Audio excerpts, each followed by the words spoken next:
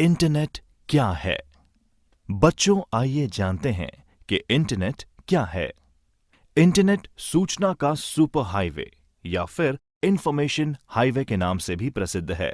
इसके जरिए आप लेटेस्ट फाइनेंशियल न्यूज पा सकते हैं, लाइब्रेरी कैटलॉग को ब्राउज कर सकते हैं, अपने दोस्तों के साथ इंफॉर्मेशन एक्सचेंज कर सकते हैं या एक लाइव राजनीतिक बहस में शामिल हो सकते हैं। इंटरनेट एक ऐसा टूल है जो आपको टेलीफोन, फैक्स और आइसोलेटेड कंप्यूटर से परे एक सूचना नेटवर्क तक ले जाता है। इंटरनेट एक वैश्विक कंप्यूटर नेटवर्क है जिसमें विभिन्न प्रकार की सूचना और संचार सुविधाएं उपलब्ध हैं, जिसमें मानकीकृत संचार प्रोटोकॉल यानी स्टैंडर्डाइज्ड कम्युनिकेशन प्रोटोकॉल्स का उपयोग करते हुए इंटरकनेक्टेड नेटवर्क्स शामिल हैं। आपस में जुड़े कंप्यूटर्स विभिन्न एजेंसियों से संबंधित होते हैं, जैसे सरकार, विश्वविद्यालय, कंपनीज, व्यक्ति आदि। अधिकांश इंटरनेट सेवाएं क्लाइंट या सर्वर मॉडल पर काम करती हैं। एक कंप्यूटर अगर फाइल प्राप्त कर रहा है तो वो एक क्लाइंट कहलाता है, और अगर वह फाइल भेज रहा है तो वो एक सर्वर कहलाता है। इंटरनेट तक पहुंच प्राप्त करने के लिए अधिकांश लोग अपने क्षेत्रों में एक इंटरनेट सेवा प्रदाता ISP यानी इंटरनेट सर्विस प्रोवाइडर के साथ एक खाता खोलते हैं। इंटरनेट को एक्सेस कैसे करें? How to access internet. आइए जानते हैं कि एक बार जब आप अपने कंप्यूटर को सेटअप कर लेते हैं तो आप इंटरनेट एक्सेस पाना चाहेंगे ताकि आप ईमेल भेज सकें, ईमेल प्राप्त कर सकें, वेब को ब्राउज कर सकें, मूवी देख सकें या और भी कई काम कर सकें। इससे पहले कि आप इंटरनेट एक्सेस कर सकें, आपको एक इंटरनेट कनेक्शन और वेब ब्राउजर की आवश्यकता होगी। इंटरनेट कनेक्शन पाने के लिए आपको एक इंटरनेट सेवा प्रदाता ISP और एक मॉडेम की आवश्यकता होगी। ISP इंटरनेट सेवा प्रदाता, इंटरनेट सर्विस प्रोवाइडर। बच्चों, जैसा कि हम जानते हैं, एक इंटरनेट सेवा प्रदाता एक ऐसा संगठन है जो इंटरनेट का उपयोग करने के लिए सेवाएं प्रदान करता है। इंटरनेट सेवा प्रदाताओं को विभिन्न रूपों में व्यवस्थित किया जा सकता है, जैसे commercial, community owned, non profit या प्राइवेटली ओन्ड। आमतौर पर ISP द्वारा प्रदान की जाने वाली इंटरनेट सेवाओं में internet access, internet transit, domain नाम पंजीकरण यानी domain name system, web hosting, usenet सेवा और कोलोकेशन शामिल है। बच्चों, इस अध्याय में हम पढ़ेंगे कि मॉडेम क्या है। मॉडेम एक डिवाइस या प्रोग्राम है जो डेटा ट्रांसमिट करने के लिए एक कंप्यूटर को सक्षम बनाता है। उदाहरण के तौर पर डेटा को टेलीफोन या केबल लाइन पर संचारित किया जा सकता है। कंप्यूटर में जानकारी डिजिटल फॉर्म में संग्रहित की जाती है, जबकि टेलीफोन लाइंस पर इंफॉर्मेशन एनालॉग फॉर्म में संचारित की जाती है। मॉडेम यही काम करता है, डिजिटल इंफॉर्मेशन को एनालॉग इंफॉर्मेशन में एवं एनालॉग इंफॉर्मेशन को डिजिटल इंफॉर्मेशन में चेंज करना। मॉडेम मॉड्यूलेटर, डीमॉड्यूलेटर का संक्षिप्त रूप है। एक मॉडेम एक कंप्यूटर या अन्य डिजिटल डिवाइस से आउटगोइंग डिजिटल सिग्नल को एक copper twisted pair telephone line के लिए एनालॉग सिग्नल में मॉड्यूलेट करता है और आने वाले एनालॉग सिग्नल को डीमॉड्यूलेट करता है और डिजिटल डिवाइस के लिए डिजिटल सिग्नल में इसे परिवर्तित करता है। मॉडेम विभिन्न प्रकार के होते हैं। इंटरनेट से कनेक्ट होना। एक बार जब आप अपने कंप्यूटर को सेटअप कर लेते हैं तो आप इंटरनेट एक्सेस पाना चाहेंगे ताकि आप ईमेल भेज सकें, ईमेल प्राप्त कर सकें, वेब को ब्राउज कर सकें और मूवी देख सकें आदि। इंटरनेट को एक्सेस करने के लिए आपको 3 चीजों की जरूरत होगी: एक इंटरनेट सेवा, एक मॉडेम और एक वेब ब्राउजर। इंटरनेट कनेक्शन सेवा। इंटरनेट सेवा को उपयोग में लेने के लिए सबसे पहले आपको किसी भी सर्विस प्रोवाइडर जिसकी सुविधाएं आपके एरिया में मौजूद हों, उससे इंटरनेट कनेक्शन सर्विस लेने की आवश्यकता होती है। आप अपने मित्रों, संबंधियों और पड़ोसियों से भी बात कर सकते हैं और जान सकते हैं कि वे कौन से ISP की सेवाएं ले रहे हैं। ISP को फाइनल करने से पहले बहुत से फैक्टर्स के बारे में सोचना चाहिए, उदाहरण के तौर पर यदि आप ब्रॉडबैंड कनेक्शन लेने का प्लान कर रहे हैं तो आप इंटरनेट सर्विस प्रोवाइडर के पास उपलब्ध बहुत से अलग अलग प्लान्स के बारे में विचार कर सकते हैं। मुख्य आईएसपीज हैं बीएसएनएल, एयरटेल, टाटा, एमटीएस इत्यादि। बहुत से आईएसपी ऑनलाइन इंटरैक्टिव फॉर्म्स की सुविधा भी प्रदान करते हैं, जिससे आप अपनी आवश्यकता और बजट के अनुसार बेस्ट प्लान चुन सकते हैं।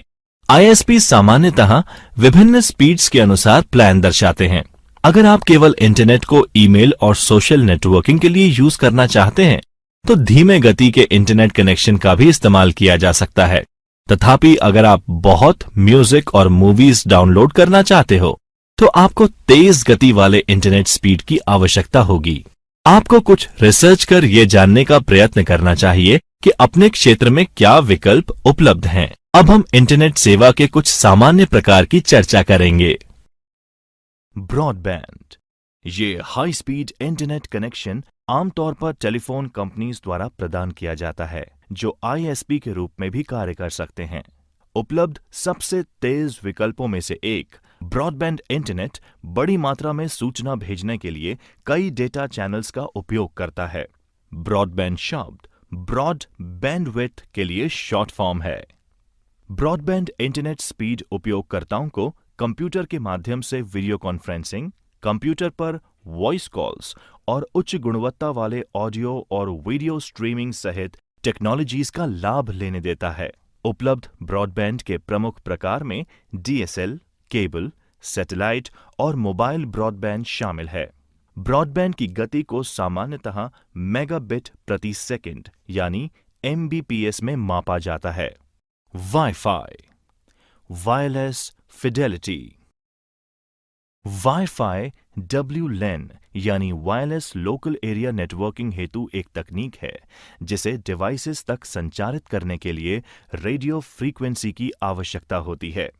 वाईफाई टेक्नोलॉजी का उपयोग करने वाले डिवाइस में personal computer, video game consoles, smartphone, digital camera, tablet computer, digital audio player और आधुनिक प्रिंटर्स शामिल हैं।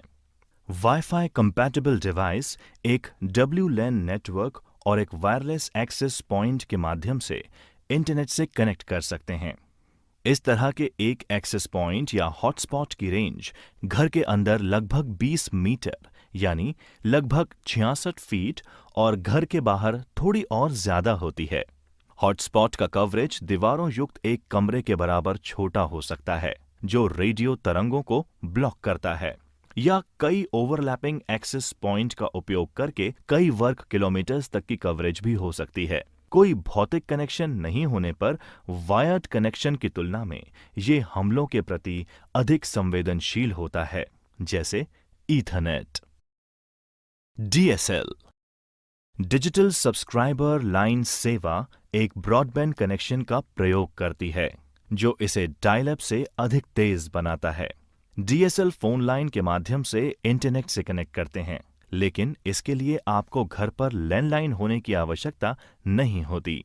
डायल अप के विपरीत ये एक बार सेटअप होने के बाद हमेशा कनेक्टेड रहता है और आप इसके साथ फोन लाइन भी इस्तेमाल कर सकते हैं। केबल लाइन, केबल सेवा केबल टीवी के माध्यम से इंटरनेट से कनेक्ट करती है, यद्यपि इसे पाने के लिए केबल टीवी की जरूरत नहीं है। ये एक ब्रॉडबैंड कनेक्शन का उपयोग करता है और दोनों डायल अप और डीएसएल सेवा की तुलना में तेज होता है। हालांकि ये उन्हीं स्थानों पर उपलब्ध हो सकता है जहां केबल टीवी होता है। सैटेलाइट, उपग्रह, ये कनेक्शन ब्रॉडबैंड का उपयोग करता है, लेकिन इसमें केबल या फोन लाइंस की आवश्यकता नहीं होती। ये पृथ्वी की परिक्रमा कर रहे उपग्रह के माध्यम से इंटरनेट को जोड़ता है। परिणाम स्वरूप ये लगभग दुनिया में कहीं भी इस्तेमाल किया जा सकता है, लेकिन कनेक्शन मौसम की वजह से प्रभावित हो सकता है। एक उपग्रह कनेक्शन थोड़ी देरी से डेटा संचार करता है, इसलिए उपग्रह कनेक्शन उन लोगों के लिए बहुत अच्छा विकल्प नहीं है जो रियल टाइम एप्लीकेशन जैसे गेमिंग या वीडियो कॉन्फ्रेंसिंग का उपयोग करते हैं। मोबाइल फोन कनेक्शन के माध्यम से मोबाइल ऑपरेटर्स द्वारा इंटरनेट सेवाएं प्रदान की जाती हैं। 3G और 4G सेवा का सबसे अधिक मोबाइल फोन और टैबलेट कंप्यूटर के साथ प्रयोग किया जा रहा है। ये आपके मोबाइल फोन या टैबलेट कंप्यूटर को ISP यानी इंटरनेट सर्विस प्रोवाइडर के माध्यम से वायरलेस तरीके से जोड़ता है। यदि आपके पास एक उपकरण है जो 3G या 4G सक्षम है, तो आप इंटरनेट घर के बाहर भी इस्तेमाल कर पाएंगे, तब भी जब वहां कोई वाईफाई कनेक्शन मौजूद नहीं है। उपयोगी जानकारी, यूजफुल टिप्स। मोबाइल ब्रॉडबैंड एक portable modem, mobile phone, USB wireless modem, tablet या अन्य मोबाइल उपकरणों के नेटवर्क के माध्यम से वायरलेस इंटरनेट एक्सेस के लिए प्रयोग में आने वाला एक मार्केटिंग शब्द है। इंट्रानेट। आइए अब हम पढ़ते हैं इंट्रानेट के बारे में। एक इंट्रानेट एक निजी नेटवर्क है जो केवल उस ऑर्गेनाइजेशन के कर्मचारियों के लिए ही सुलभ होता है। आमतौर पर संगठन के इंटरनल IT सिस्टम से जानकारी और सेवाओं की एक विस्तृत श्रृंखला यानी डिटेल्ड लिस्ट संगठन के कर्मचारियों के लिए उपलब्ध होती है एवं ये इंटरनेट पर आम जनता के लिए उपलब्ध नहीं होती। एक इंट्रानेट वेबसाइट किसी भी अन्य वेबसाइट्स की तरह काम करती है, लेकिन एक इंट्रानेट को सिक्योरिटी देने वाला फायरवॉल अनऑथराइज्ड उपयोग को बंद कर देता है। इंटरनेट बनाम इंट्रानेट।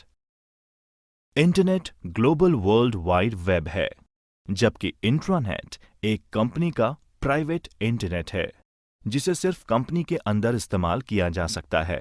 दोनों TCP/IP प्रोटोकॉल को उपयोग में लेते हैं और साथ में ईमेल और अन्य वर्ल्ड वाइड वेब मानक का इस्तेमाल भी करते हैं।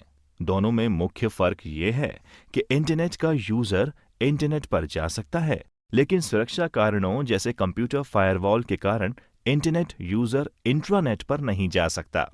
इंट्रानेट बिना इंटरनेट कनेक्शन के भी चल सकता है। इंटरनेट अधिक व्यापक एक बड़ी आबादी में फैला है, सभी वेब आधारित सेवाओं के लिए बेहतर पहुंच प्रदान करता है और इस प्रकार बहुत से उपयोगकर्ताओं के लिए सूटेबल है। इंट्रानेट इंटरनेट का एक अधिक सुरक्षित और प्राइवेटाइज्ड वर्जन है। पूर्ण रूप से एक ऑर्गेनाइजेशन में आंतरिक संचार यानी कम्युनिकेशन के उद्देश्य से बनाया गया इंट्रानेट एक ऐसी व्यवस्था है जो संगठन की संचार व्यवस्था को सुव्यवस्थित बनाए रखता है, जिससे संपूर्ण वर्ष 24 घंटे त्वरित डेटा एक्सचेंज संभव हो पाता है। एक वेबसाइट खोलना, ओपनिंग अ वेबसाइट। प्रिय बच्चों, इस अध्याय में हम अध्ययन करेंगे कि एक वेबसाइट या वेब पेज खोलने से पहले उन सिस्टम्स के पीछे की अवधारणा यानी प्रोसेसेस को समझना बहुत महत्वपूर्ण है जो इसे संभव बनाता है। World wide web.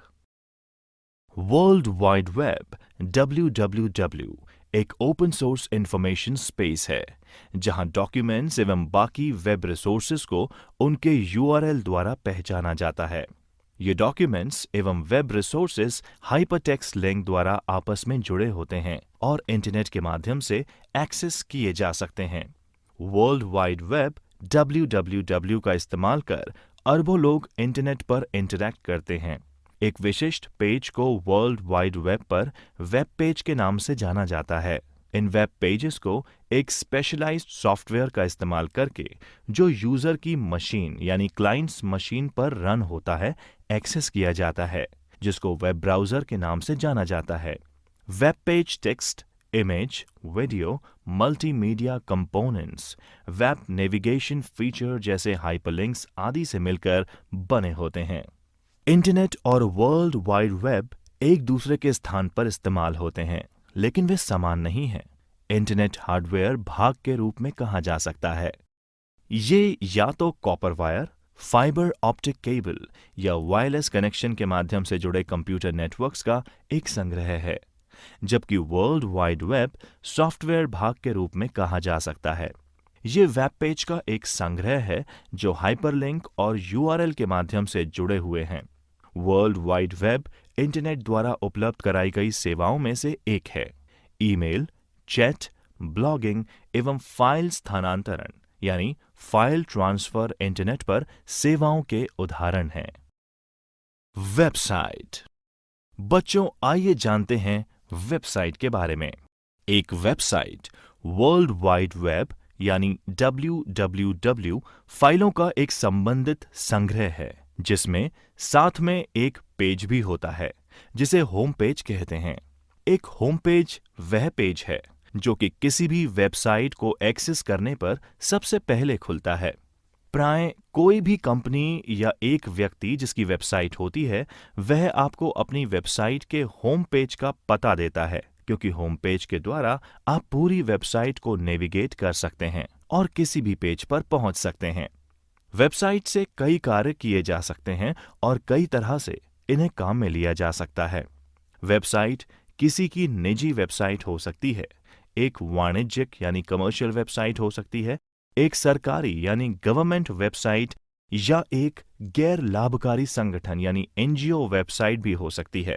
वेबसाइट एक व्यक्ति, एक व्यापार या अन्य संगठन का कार्य हो सकता है और आमतौर पर वेबसाइट एक विशेष विषय या उद्देश्य के लिए समर्पित होती है। किसी भी वेबसाइट पर किसी अन्य वेबसाइट के लिए एक हाइपरलिंक शामिल किया जा सकता है।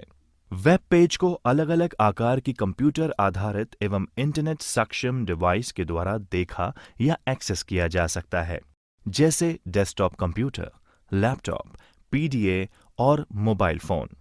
एक वेबसाइट को एक कंप्यूटर सिस्टम पर होस्ट किया जाता है जिसे वेब सर्वर कहते हैं। इसे HTTP सर्वर भी कहा जा सकता है।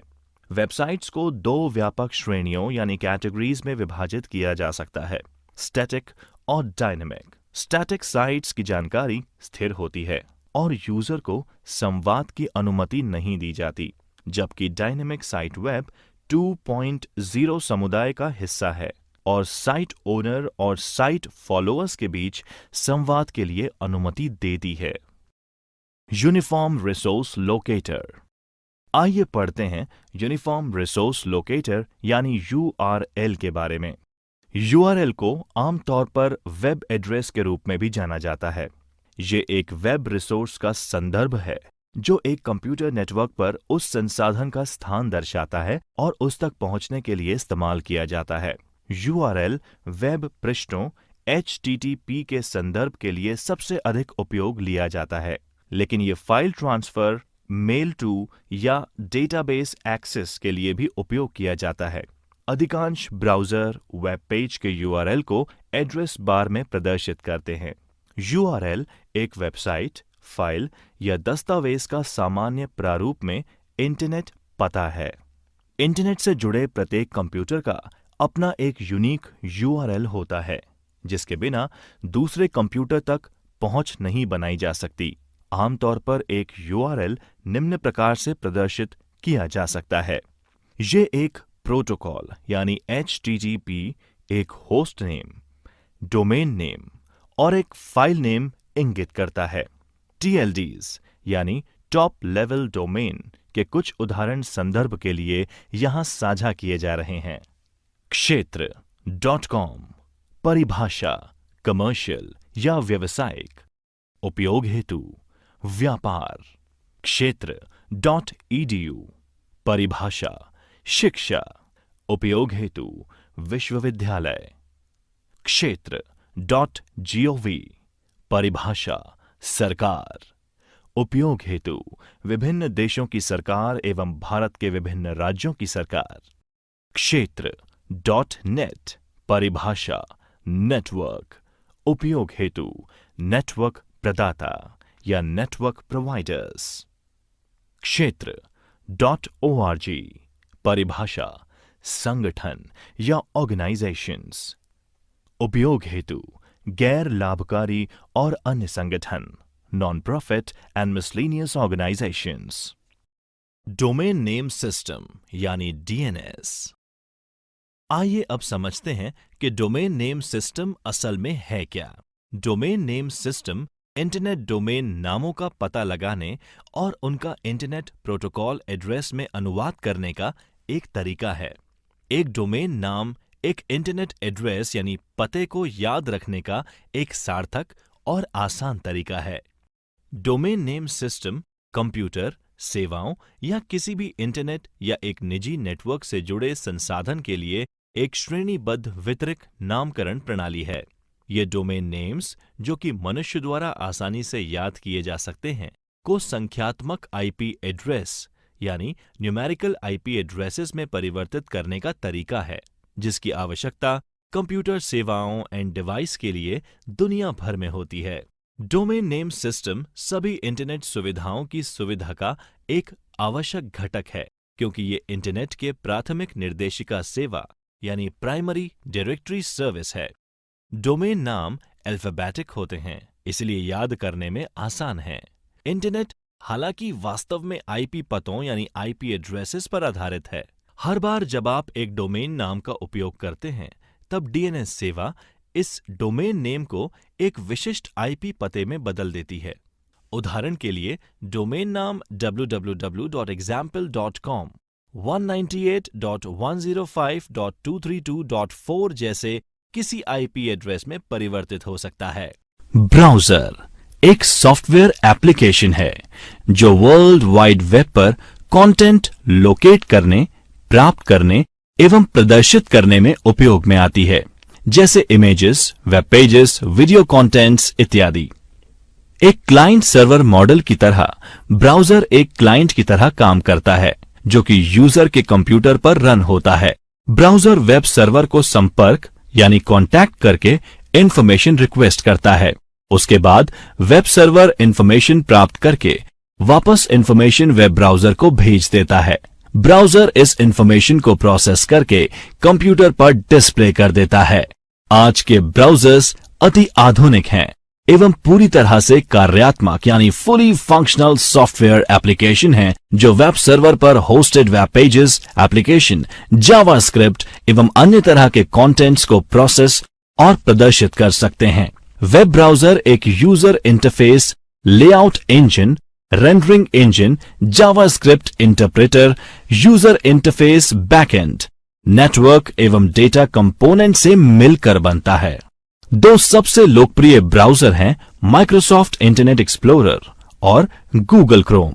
अन्य प्रमुख ब्राउज़र्स में फायरफॉक्स, एप्पल सफारी और ओपेरा शामिल हैं। HTTP यानी हाइपरटेक्स्ट ट्रांसफर प्रोटोकॉल वितरित सहयोगी हाइपरमीडिया सूचना प्रणाली के लिए एक एप्लीकेशन प्रोटोकॉल है। HTTP वर्ल्ड वाइड वेब के लिए डेटा संचार का आधार है। हाइपरटेक्स्ट संरचित टेक्स्ट होता है जो तार्किक लिंक यानी हाइपरलिंक का उपयोग करता है। HTTP हाइपरटेक्स्ट का आदान प्रदान या हस्तांतरण करने का प्रोटोकॉल है। क्लाइंट सर्वर कंप्यूटिंग मॉडल में एक अनुरोध प्रतिक्रिया यानी रिक्वेस्ट रिस्पॉन्स प्रोटोकॉल के रूप में HTTP कार्य करता है। HTTP का उपयोग कर एक कंप्यूटर नेटवर्क पर सुरक्षित संचार के लिए प्रोटोकॉल HTTPS यानी HTTP सिक्योर है। HTTPS का संचार HTTP पर होता है, पर इसमें कनेक्शन ट्रांसपोर्ट लेयर सिक्योरिटी या सिक्योर सॉकेट लेयर द्वारा इनक्रिप्टेड होता है। HTTPS के लिए मुख्य प्रेरणा वेबसाइट के प्रमाणीकरण, गोपनीयता की सुरक्षा और डेटा के आदान प्रदान की अखंडता है। ये विशेष एवं व्यापक रूप से उन इंटरनेट वेबसाइट्स के लिए उपयोग में लिया जाता है जहां पर वित्तीय लेन देन होता है या फिर डेटा को गोपनीय रखने की जरूरत होती है। वेब सर्च करना एक सूचना प्राप्ति का तरीका है। वेब सर्च का उद्देश्य उन सभी प्रासंगिक दस्तावेजों की प्राप्ति है जो आपकी क्वेरी से संबंधित हैं, किंतु इसमें कुछ गैर प्रासंगिक दस्तावेज भी प्राप्त हो सकते हैं। वेब सर्च एक सर्च इंजन के द्वारा ही संभव है। एक वेब सर्च इंजन वह सॉफ्टवेयर है जिसे वर्ल्ड वाइड वेब से संबंधित सूचनाओं को खोजने के लिए बनाया गया है। सर्च रिजल्ट यानी खोजे गए परिणामों को सामान्यतः परिणामों की एक सूची के रूप में प्रस्तुत किया जाता है, जिसे सर्च इंजन रिजल्ट पेज यानी SERP कहा जाता है। सूचना वेब पेज, छवियों और अन्य कई तरह की फाइलों का मिश्रण हो सकता है। कुछ सर्च इंजन डेटाबेस अथवा ओपन डायरेक्टरीज से भी डेटा माइन यानी डेटा की खोज करते हैं। एक सर्च इंजन वास्तविक समय में निम्नलिखित प्रक्रियाओं को संभालता है: web crawling, web spider, indexing यानी अनुक्रमण, सर्चिंग यानी खोजना, वेब क्राउलर। एक वेब क्राउलर वह इंटरनेट बोट है जो वेब अनुक्रमण यानी इंडेक्सिंग के लिए वर्ल्ड वाइड वेब को व्यवस्थित तरीके से ब्राउज करता है। सर्च इंजन वेब क्राउलिंग या स्पाइडर सॉफ्टवेयर्स का उपयोग अपनी वेब कंटेंट यानी सामग्री या दूसरी वेबसाइट की कंटेंट अनुक्रमण को अद्यतन बनाने के लिए करते हैं।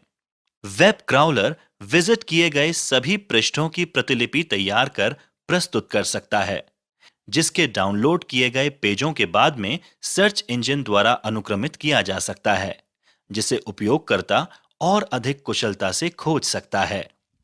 इंडेक्सिंग यानी अनुक्रमण का अर्थ वेब पेज पर पाए गए संबंधित शब्दों और परिभाषित हो सकने वाले टोकनों और उनके डोमेन नेम और HTML फील्ड से जोड़ना है। इनका जोड़ सार्वजनिक डेटाबेस में किया जाता है, जो वेब सर्च क्वेरी के लिए उपलब्ध रहता है। यूजर द्वारा एक शब्द के रूप में भी क्वेरी की जा सकती है। अनुक्रमण यानी इंडेक्स संबंधित सूचनाओं को शीघ्र से शीघ्र खोजने में मदद करता है। आमतौर पर जब कोई यूजर कोई क्वेरी करता है, तो वह कुछ शब्दों का समूह होता है। इंडेक्स में निहित तौर पर उन सभी वेबसाइट के नाम होते हैं जहां क्वेरी शब्दों के कीवर्ड होते हैं एवं उन्हें तत्काल या क्षणिक तौर पर इंडेक्स से प्राप्त किया जा सकता है।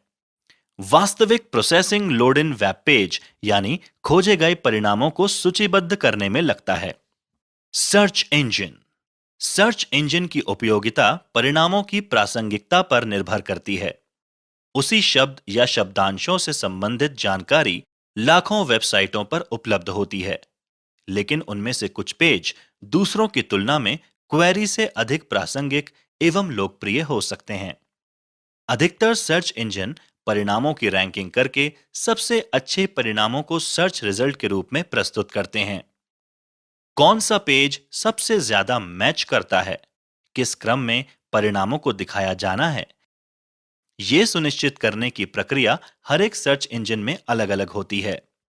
शोध के अनुसार आज सबसे ज्यादा लोकप्रिय सर्च इंजन जिन्हें इंटरनेट समुदायों द्वारा अत्यधिक काम में लिया जा रहा है, वे निम्न हैं: Google, Bing, Yahoo, Google search जिसे सामान्यतः गूगल वेब सर्च या गूगल कहकर संबोधित किया जाता है, गूगल इनकॉर्पोरेशन का एक वेब सर्च इंजन है। यह वर्ल्ड वाइड वेब पर सबसे ज्यादा इस्तेमाल होने वाला सर्च इंजन है, जिसमें हर रोज 30 करोड़ से अधिक सर्च किए जाते हैं। गूगल के सर्च रिजल्ट पेज का ऑर्डर पेज रैंक नामक पेटेंटेड प्रायोरिटी रैंक एल्गोरिथम पर आधारित है। गूगल सर्च का मुख्य उद्देश्य वेब सर्वर पर सार्वजनिक रूप से उपलब्ध दस्तावेजों में शब्दों की खोज करना है, न कि डेटाबेस में उपलब्ध चित्र या डेटा में खोजना। विकिपीडिया। प्रिय बच्चों, आइए जानते हैं विकिपीडिया के बारे में। विकिपीडिया एक फ्री एनसाइक्लोपीडिया है, जिसे उन लोगों द्वारा कोलैबोरेटिव रूप में लिखा है जो इसका उपयोग करते हैं। यह एक विशेष प्रकार की वेबसाइट है जो कोलैबोरेशन को आसान बनाने के लिए डिजाइन की गई है, जिसे विकी कहा जाता है। विकी एक सहभागी वेबसाइट है जिसमें कई लेखकों के सतत सहभागी यानी कोलैबोरेटिव कार्य शामिल हैं। विकी वेबसाइट पर उपलब्ध पिछले लेखकों के द्वारा काम किए गए लेख को किसी के द्वारा भी संपादित यानी एडिट करने, हटाने या मॉडिफाई करने की अनुमति देता है।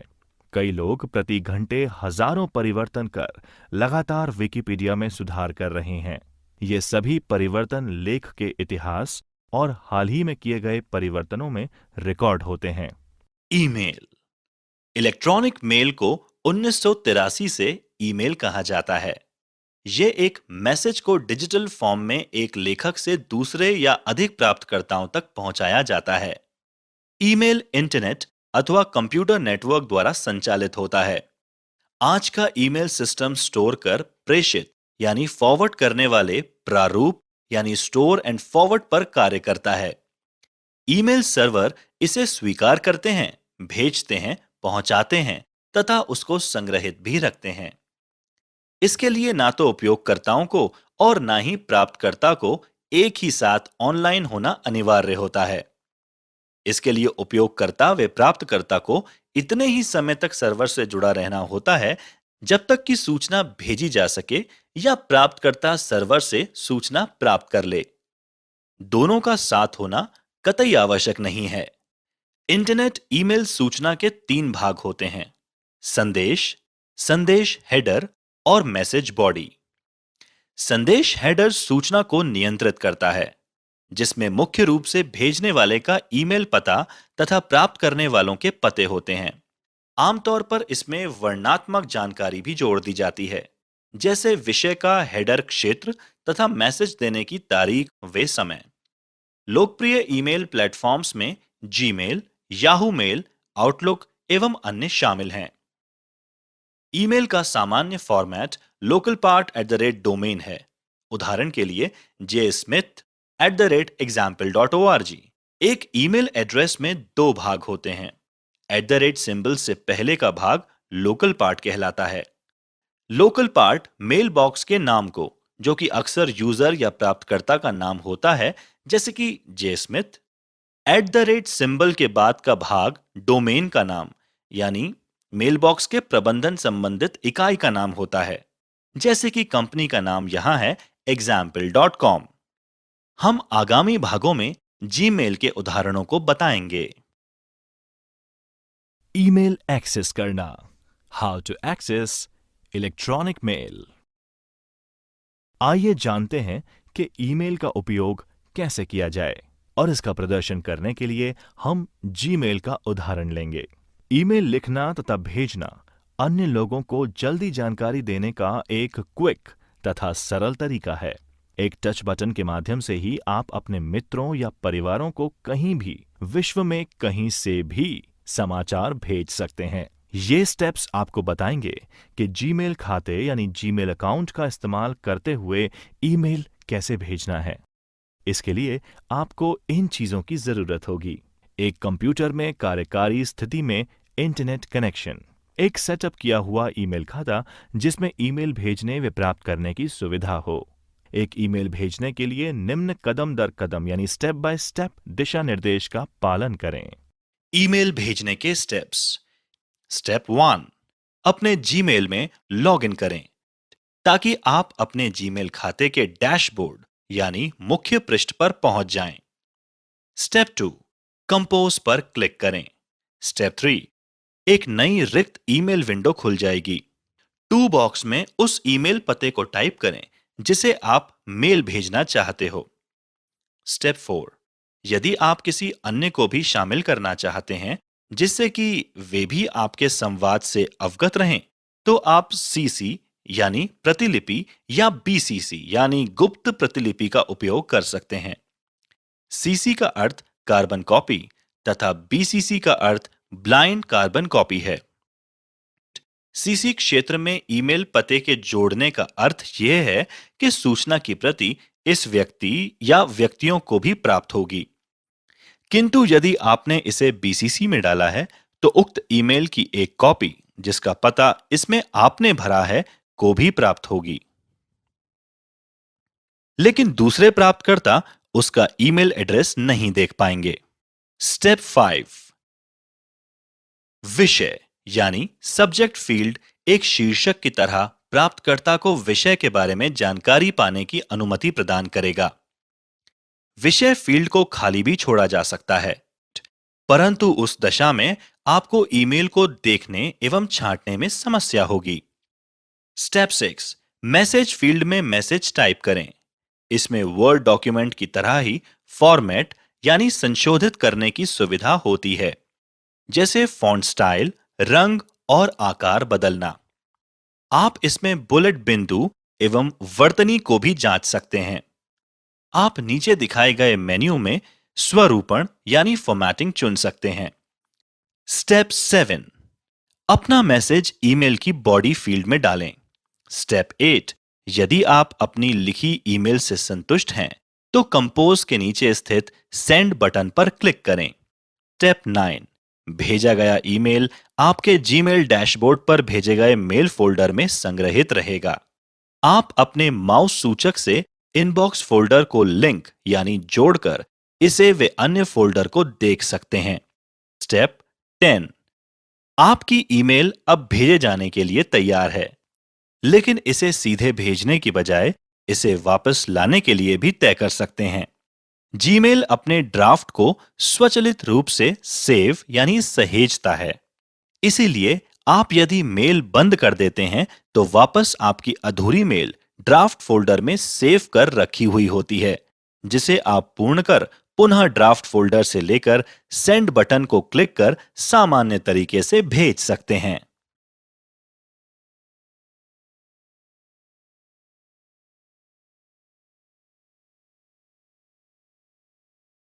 विभिन्न ईमेल विकल्प, various email options, CC, BCC, attachments. कई बार में कई रिसिपिएंट्स को एक ईमेल भेजने के लिए मुख्यतः 3 तरीके हैं: टू, सीसी और बीसीसी फील्ड का उपयोग करना। इन फील्ड्स में से किसी में भी, चाहे वो टू हो, सीसी हो या बीसीसी हो, आप एक से अधिक ईमेल एड्रेस दर्ज कर सकते हैं और कॉमा से अलग कर सकते हैं। जैसा कि आप समझ सकते हैं, एक साथ कई रिसिपिएंट्स को एक ईमेल भेजना समय की वास्तविक बचत है।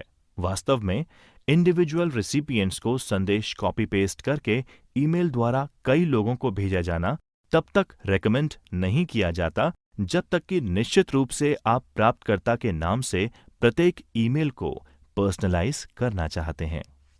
टू, सीसी और बीसीसी कैसे काम करते हैं? सीसी और बीसीसी दोनों आपके द्वारा लिस्टेड सभी ईमेल्स को संदेश की एक प्रति सेंड करते हैं। सीसी यानी कार्बन कॉपी और बीसीसी यानी ब्लाइंड कार्बन कॉपी के बीच मुख्य अंतर यह है कि बीसीसी के साथ प्राप्तकर्ताओं को एक दूसरे के बारे में पता नहीं चलता। जीमेल में सीसी फील्ड का उपयोग तब करें जब आप ये चाहते हैं कि प्राप्तकर्ता को एक दूसरे के बारे में पता चले। विशेष और गोपनीय यानी स्पेशल और सीक्रेटिव ईमेल्स संदेशों के लिए बीसीसी का प्रयोग होता है। बीसीसी फील्ड के उपयोग के लिए टू फील्ड में आपका एक वैकल्पिक ईमेल एड्रेस दर्ज करें, क्योंकि आप इसे खाली नहीं छोड़ सकते, और बाकी सभी को बीसीसी में डालें। अपने जीमेल संदेश के साथ अटैचमेंट्स भेजें। Send attachments with your Gmail message.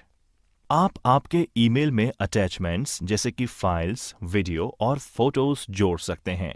यदि आप बड़ी फाइल्स को जोड़ना चाहते हैं जो अटैचमेंट्स आकार से अधिक हैं, जैसे वीडियो, तब आप गूगल ड्राइव का उपयोग कर सकते हैं। एक फाइल अटैच करने के लिए ये स्टेप्स काम में लिए जाते हैं। जीमेल खोलें, कंपोज पर क्लिक करें, अटैच पर क्लिक करें, उन फाइलों को चुनें जिन्हें आप अपलोड करना चाहते हैं और ओपन पर क्लिक करें। टिप: आप एक इमेज को कंपोज विंडो में ड्रैग करके छोड़ दें तो भी अटैचमेंट में वह जुड़ जाएगा। अटैचमेंट हटाएं। Remove attachments. अटैचमेंट जोड़ने के बाद आप इसे हटा भी सकते हैं। अटैचमेंट नाम के राइट ओर क्लोज पर क्लिक करें। अटैचमेंट आकार की सीमा, अटैचमेंट साइज लिमिट। आप अटैचमेंट 25 MB तक भेज सकते हैं। यदि आपके पास एक से अधिक अटैचमेंट्स हैं तो वे सब जोड़कर 25 MB से ज्यादा नहीं होना चाहिए। यदि आपकी फाइल 25 MB से अधिक है तो जीमेल स्वतः ही इसे एक अटैचमेंट के रूप में शामिल करने के बजाय ईमेल में एक गूगल ड्राइव लिंक जोड़ता है। जिस व्यक्ति को आप फाइल भेजते हैं वह इसे डाउनलोड कर सकता है, इसलिए उसके पास इसका एक्सेस होगा, भले ही आप उसे गूगल ड्राइव से हटा दें। उपयोगी जानकारी, यूजफुल टिप्स।